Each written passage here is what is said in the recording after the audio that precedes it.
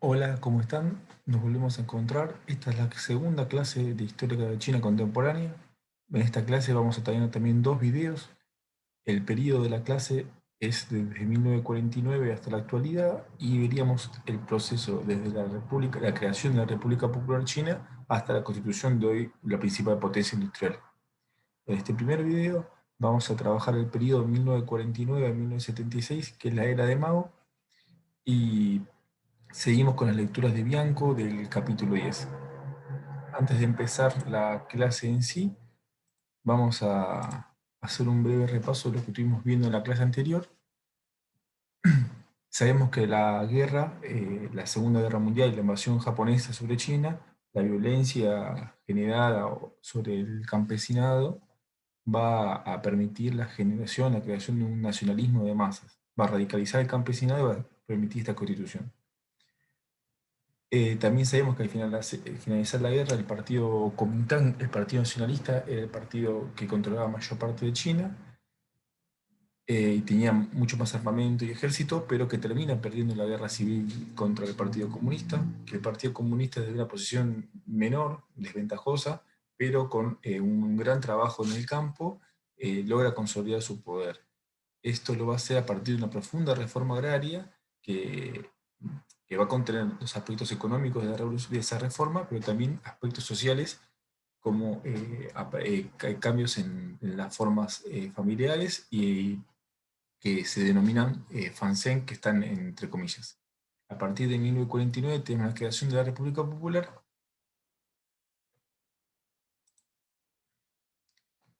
y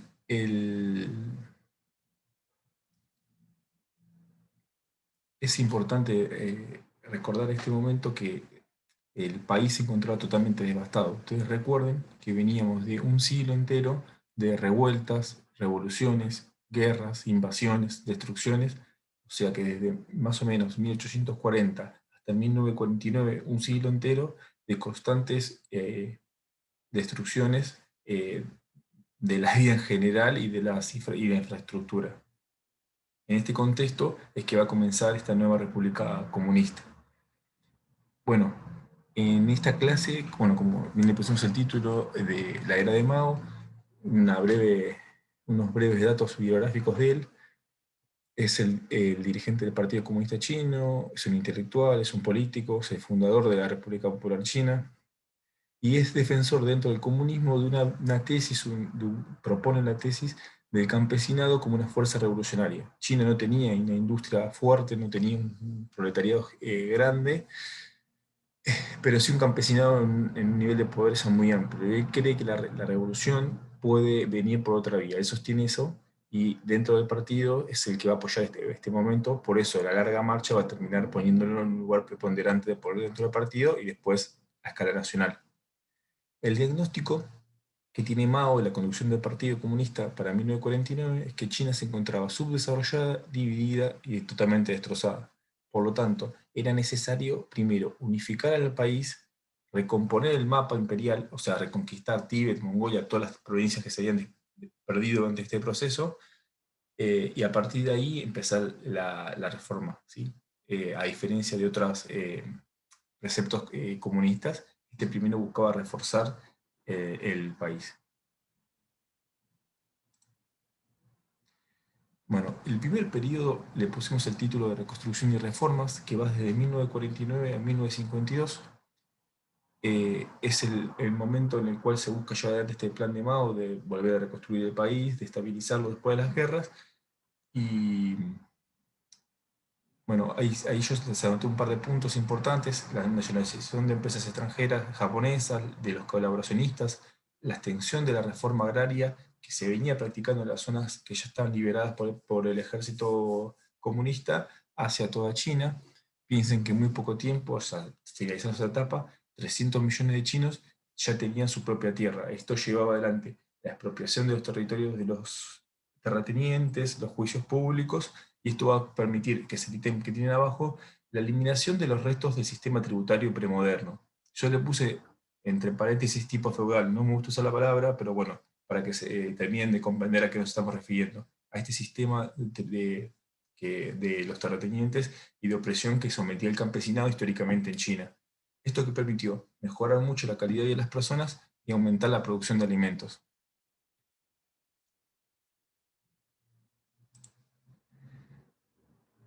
Eh, en este breve periodo de tiempo, entre el 49 y el 51-52, se va a llevar adelante la nacionalización de la economía. Para 1951 el Partido Comunista controlaba, bueno, acá les puse los datos, ¿no? El 100% de la producción de petróleo, el 98% de hierro, el 82% de las fábricas de maquinaria, y así las industrias centrales y nodales de la economía fueron nacionalizadas. Esto tenía un punto muy importante a nivel estratégico, militar y económico. Al lado, a la derecha, les puse una foto de la inauguración de un ferrocarril, que es el primer ferrocarril que va a construir el gobierno comunista.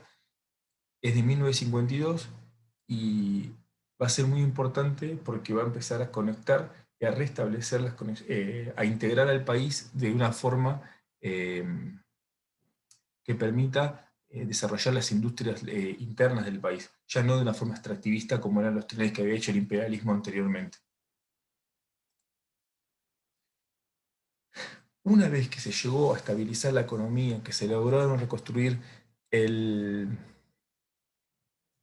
los sistemas ferroviarios, la infraestructura de base que estaba deteriorada, y se llegó a cierta estabilidad, es que la cúpula del partido decide pensar en desarrollar un plan quinquenal tomando el modelo soviético. A la derecha tienen un afiche de la época en el cual se ve un ingeniero soviético explicándole a los trabajadores chinos la instalación de una máquina, ¿no? Y atrás se ven las típicas torres de humo, ¿no? De la industria pesada, características de esta época. ¿Por qué las hay fotos? Porque el aporte soviético, el apoyo soviético en estos primeros momentos va a ser muy importante y determinante. Este formato de plan quinquenal de planificación económica es traído de la URSS, no solamente el plan, sino también los técnicos, materiales, tecnologías y financiamiento que va a permitir los primeros años de despegue. Características de este plan. Bueno, primero lo que dijimos recién, ¿no? La influencia soviética, y segundo, la experiencia de la guerra de Corea, que acaba de terminar en 1953, en la cual se enfrentaron a Estados Unidos, y la amenaza latente de una invasión está ahí, está a la orden del día. Por lo tanto, la prioridad va a estar en la industria pesada. El 80% de las inversiones estatales van a estar concentradas ahí. Se va a acelerar el proceso de colectivización de tierras a través de las cooperativas.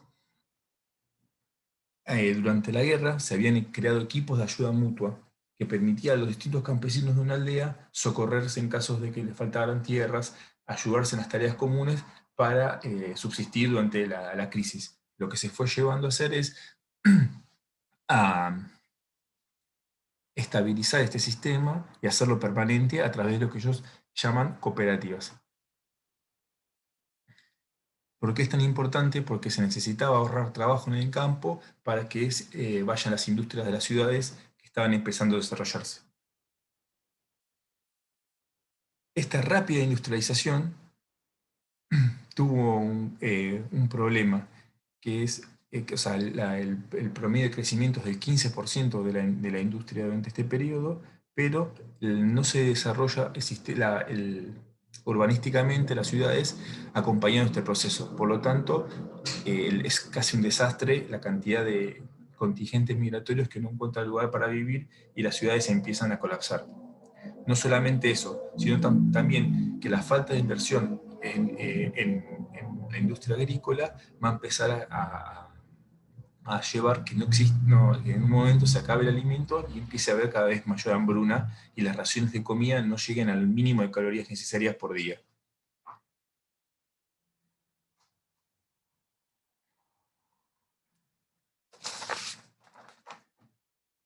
Esta crisis, este estancamiento agrícola, es lo que nos va a permitir pensar por qué se abortó este primer plan quinquenal y se empezó a pensar una medida más acorde a las necesidades y a las prioridades que tiene China.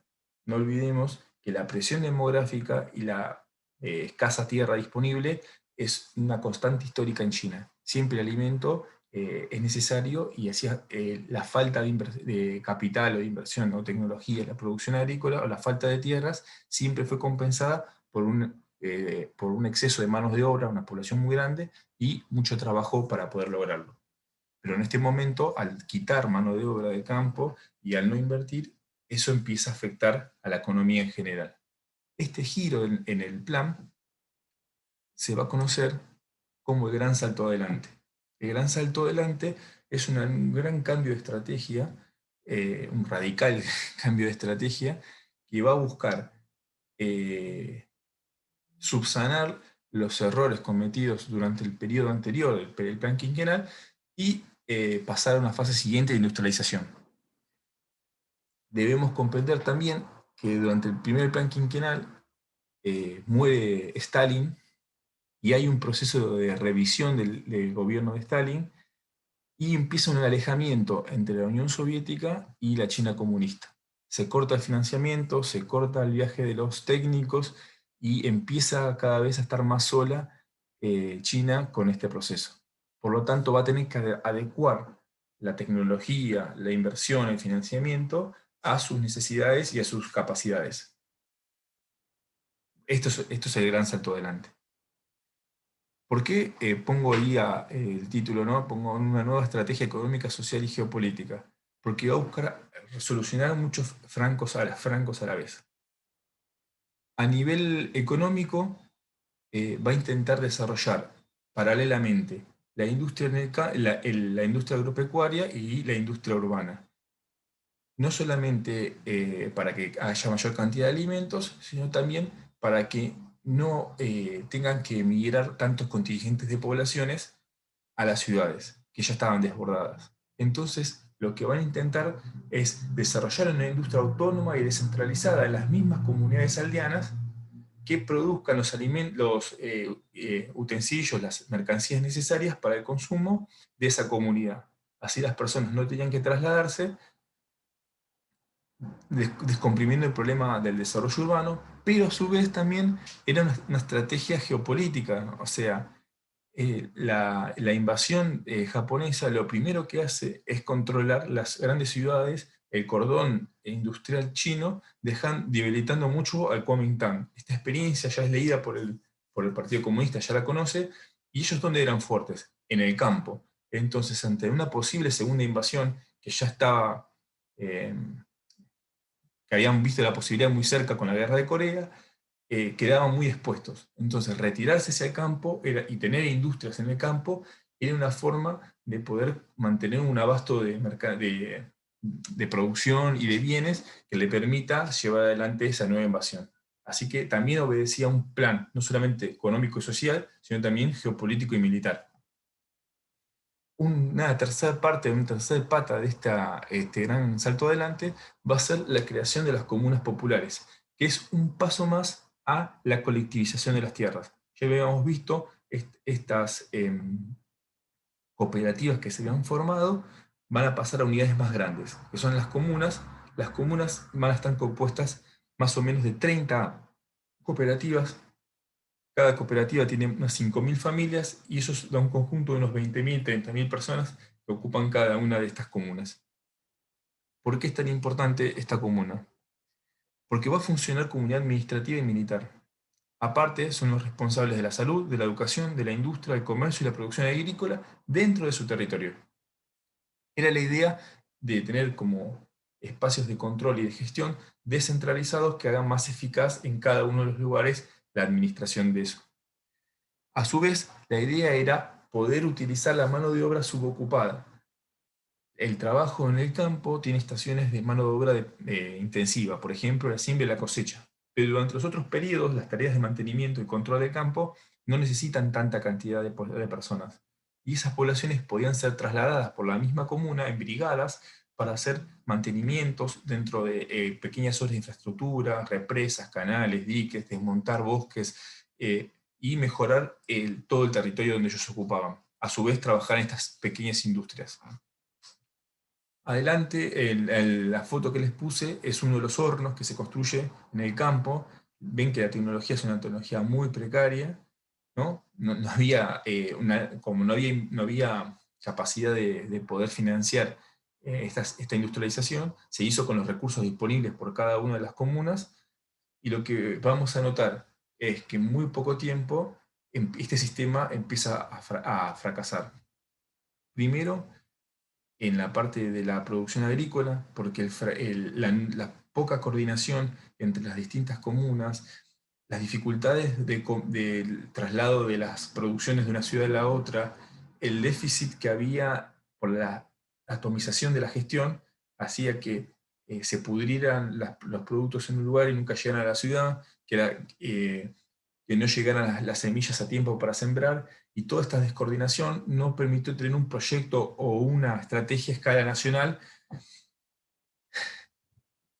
y esto va a llevar a las grandes hambrunas de 1960-61. Hay algunos autores que hablan de unas 300 millones de muertes por estas hambrunas. También va a llevar a una gran cantidad de desperdicios. ¿Por qué? Porque la calidad de los productos industriales que se fabricaban en el campo eran muy bajas y hacían que los productos sean de muy mala calidad o sean inutilizables. Entonces, mucha cantidad de tiempo y esfuerzo que se destinó a eso no rindió los frutos necesarios. Va a pasar que muchas fábricas en las ciudades empiezan a cerrar porque no consiguen las materias primas para poder producir, que los sistemas de control y supervisión no funcionan, hay el sistema de estadísticas y se empieza a fallar, empieza a ser adulterado, y esto genera un gran caos en la economía nacional.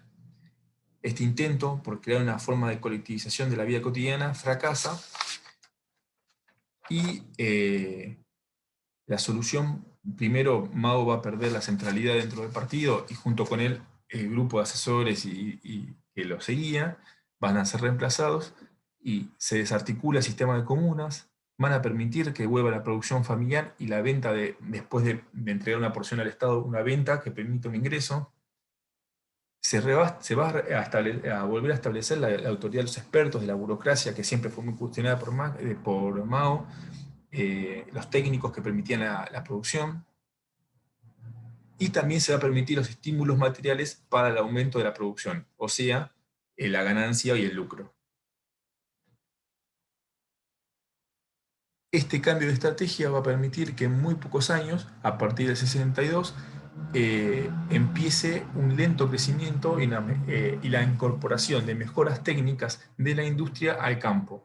En este momento vamos a ver que cambia el eje de las inversiones, empiezan a ser más parejas, y se empieza a tecnificar el campo.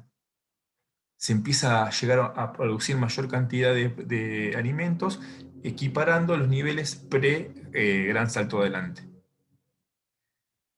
Durante este periodo que Mao se aleja del poder, del gobierno, se va a estar larvando, o sea, va a estar desarrollando el movimiento de educación socialista. Lo que ve Mao es que la camarilla que lo sucede a él en el control del partido, en el gobierno, eh, tiene una mirada muy pro mercado, o no tan comunista como él quisiera. No solamente eso, también que hay que mirar siempre qué va pasando en espejo con la Unión Soviética. En la Unión Soviética se está desarrollando, está gobernando Khrushchev, y empieza el proceso de revisionismo. Yo lo puse en el mismo renglón que el revisionismo chino, pero solamente como una ayuda a memoria para recordarlo, pero es un proceso paralelo, no tienen, no es que uno sea el otro. Pero es importante porque se empieza a criticar la figura de Stalin, se empieza a revisar su gobierno, se empieza a criticar el culto del personalismo, y Mao ve en este revisionismo eh, que se lo puede empezar a debilitar a él. Entonces, él empieza este movimiento en el cual intenta volver a las fuentes o a lo que él cree que es la vía del comunismo, eh, alejándose, ¿no?, del consumo y del mercado, yéndose hacia otra dirección. Es por eso que él empieza a alentar a las juventudes a que se empiecen a formar. Estas juventudes movilizadas son los guardias rojos, que empiezan a participar de este movimiento de educación socialista.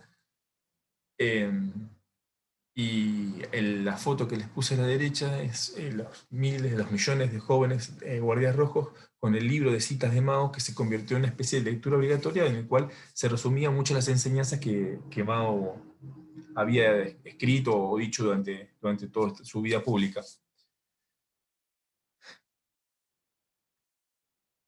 ¿Por qué es tan importante este periodo? No solamente porque se enfrenta dos grupos de poder o dos facciones del partido, eh, sino también porque lo que está en debate de fondo es el camino, la vía socialista que se iba a llevar.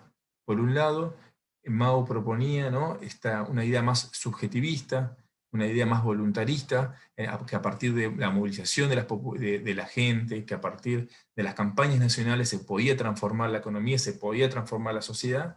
En cambio del otro, el grupo de Deng, o que se podía representar en Deng, tiene una visión mucho más objetivista o una versión de condiciones objetivas, en el cual ellos prefieren el desarrollo de una economía y que esa economía a su vez vaya desencadenando el desarrollo del proletariado, y este proletariado formado es el que va a llevar la revolución, algo muchísimo más pausado y muchísimo más objetivista. Estas dos tensiones se empiezan a evidenciar dentro del partido y el movimiento se radicaliza. Lo que también tenemos que ver es que paralelo a este debate interno en el partido, hay una juventud inmensa que se está creciendo. La población china crece muchísimo en este periodo, se duplica en 50 años, y toda esta nueva juventud, que son los que vemos en la foto, no participaron de la vida bajo el imperio decadente, ni las penurias de la guerra, sino que ya son hijos nacidos durante la revolución y durante el gobierno comunista, y que ven en Mao uno de los mentores de este movimiento, uno de los estrategas de este movimiento, y empiezan a querer aprender más sobre esa vía y que quieren llevar un paso más la revolución, radicalizarla un paso más, porque todavía no está terminada la tarea socialista, ¿no? Todavía sigue habiendo muchos de los directores de las empresas siguen siendo ex capitalistas, que son directores, todavía sigue habiendo muchos resabios de las sociedades anteriores. Entonces, quieren movilizarse en contra de estos restos de la sociedad burguesa. Este proceso, a partir de 1965, se va a radicalizar. Empiezan a haber juicios públicos en el cual se va a empezar a juzgar a las autoridades, a los burócratas del partido, a los profesores de las universidades, a los directores de las fábricas. Cualquier jerarquía empieza a ser cuestionada por los jóvenes. Acá también abajo puse uno de esos juicios públicos en los cuales se los acusa públicamente, se juicia públicamente, pero a diferencia de lo que fueron las purgas de Moscú, acá no hay asesinatos masivos, sino lo que se hace, puede haber golpizas en las plazas, pero en la mayoría de los casos son enviados a los campos de reeducación. Esto es importante porque Deng fue purgado y terminó en un campo de reeducación. El padre de Xi Jinping, que es el presidente actual de China, también fue reeducado en un campo, y se les permitió volver en algún momento. Por lo tanto, después Deng fue presidente de China y, bueno, entonces es uno de los puntos que podemos comparar y contraponer a lo que fue el modelo soviético, que fue muchísimo más letal en las grandes purgas de Moscú. Mao termina llegando al poder, pero el movimiento empieza a radicalizarse y a escaparse de las manos. Los jóvenes empiezan a autonomizarse en las manifestaciones, y la economía empieza a colapsar. Al perderse el control del aparato del partido, al perder las autoridades de las fábricas y de las universidades se cierran, hay durante casi un periodo de 10 años que la economía china entra en una fase de nueva decadencia, y Mao tiene que recurrir en el 69 a las fuerzas leales todavía del Ejército Rojo para restablecer el orden, terminar con el movimiento, desmovilizar a la juventud, y así va a transcurrir el periodo hasta su muerte en 1976. El, una vez, bueno, yo para cerrar esta clase puse la foto, ¿no?, del funeral de Mao. Se lo ve a Deng y a otros líderes del partido atrás. Le puse el fin de una era, el día de la muerte de Mao, porque con él se termina también un grupo del partido, una corriente dentro de ese núcleo político que tenía un tipo de ideas o un programa que estaba en disputa con otro. Una vez muerto él, no solamente se acabó su vida, sino también ese grupo fue desarticulado. Esa visión subjetivista que planteaba que se podía, eh, a través de la revolución de las ideas o de la revolución cultural, transformar la vida material, o sea que lo subjetivo podía cambiar lo objetivo, dando vuelta a las tesis de Marx y planteando una vía china hacia el comunismo, termina con él. En 1981, unos años después de su muerte, hay un juicio a la banda de los cuatro, que es la mujer de Mao y sus 3 asesores, a los cuales se lo encuentra culpable de los horrores y de los crímenes cometidos durante la Revolución Cultural, pero Mao es absuelto con una fórmula que es conocida, que es el 70% de aciertos y el 30% de errores. Se lo rescata en una operación historiográfica a Mao, se recorta las partes malas y se las adjudica a la banda de los cuatro, y de esta forma se lo recupera como un héroe nacional. Mao tenía un alcance gigantesco, ya se había transformado en mucho más que un dirigente político, era un símbolo de su época, y es rescatado junto con Sun dentro del Panteón Nacional, que hoy están los dos rostros en la Plaza Tiananmen. Bueno, hasta acá la clase de la era de Mao, y continuamos en el próximo video. Vamos a ver las reformas de Deng y la transformación hacia un crecimiento de China industrial. Les adelanto que las bases de ese rápido desarrollo industrial de China van a estar creadas durante este periodo que vimos recién. Toda esta inversión que hizo el Partido Comunista a través del proyecto de Mao, del Gran Timonel, en la industria pesada, en la energía, en los transportes, en la educación, va a permitir sentar las bases para que cuando empiecen las aperturas, las inversiones extranjeras, se desarrolle rápidamente la industria liviana y es el crecimiento que conocemos rápido de China. Pero bueno, hasta el próximo video.